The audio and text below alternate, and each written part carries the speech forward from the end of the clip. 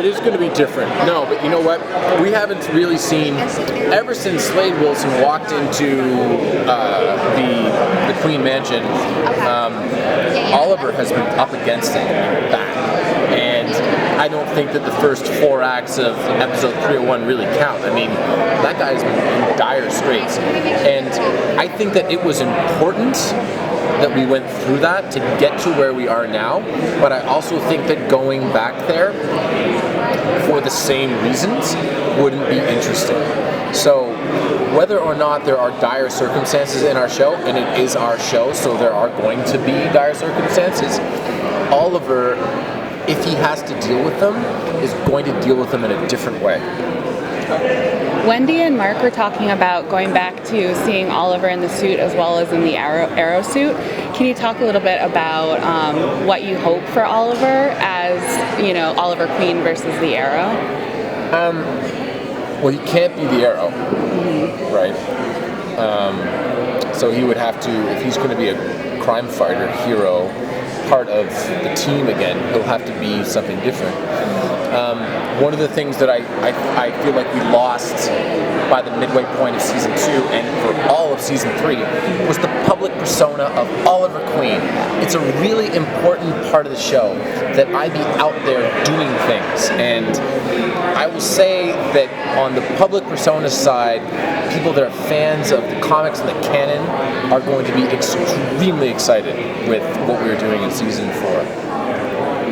So we talked to your castmates. They seem to be 50-50. Some like to read ahead. They want to know where it's going, and some don't want to read ahead. Do you like to know where it's going? I read way ahead.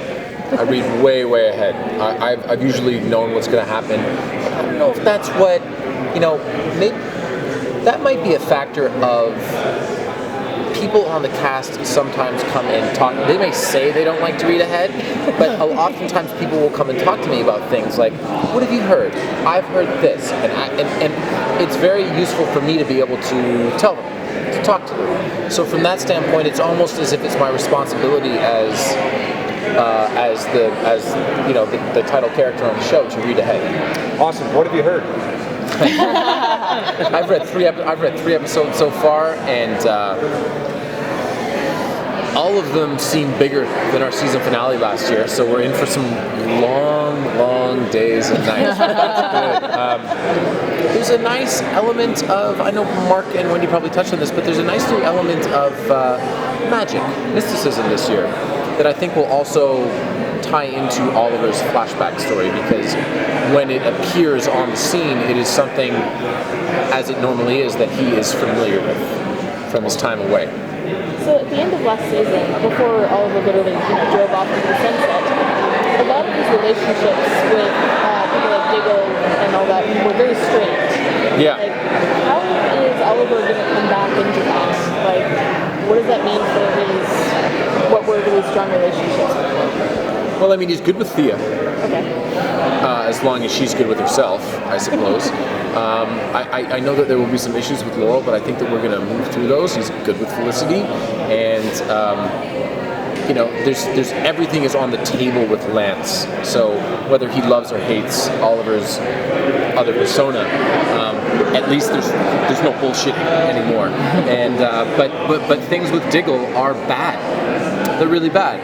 And you know, there's certain lines that you can't cross, and when you do, you can't go back. And that's what Oliver did. Those were the stakes.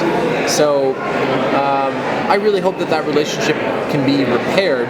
But like, you can break your leg, and you can get it fixed, and you can be like 99% of what you were, but you will have always broken your leg.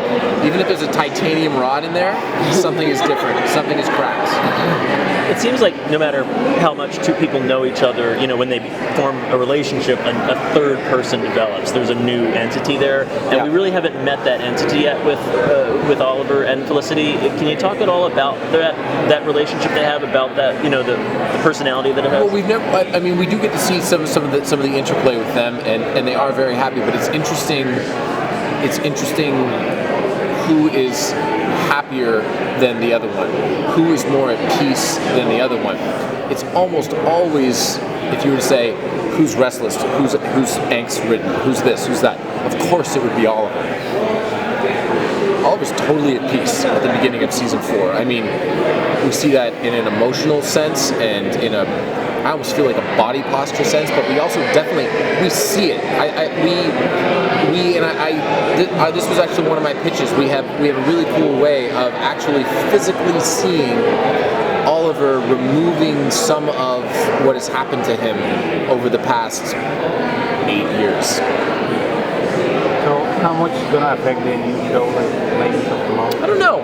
You know, we have to in the same way that Barry Allen came in for episodes 208 and 209 and then launched out into his own thing.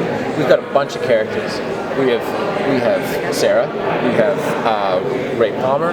There's Hawkgirl. There's Captain Cold. There's Firestorm. There's Heatwave. I'm probably missing somebody. Oh, there's Rip Hunter, who's a character that you know. All this stuff. So we have to build those characters out.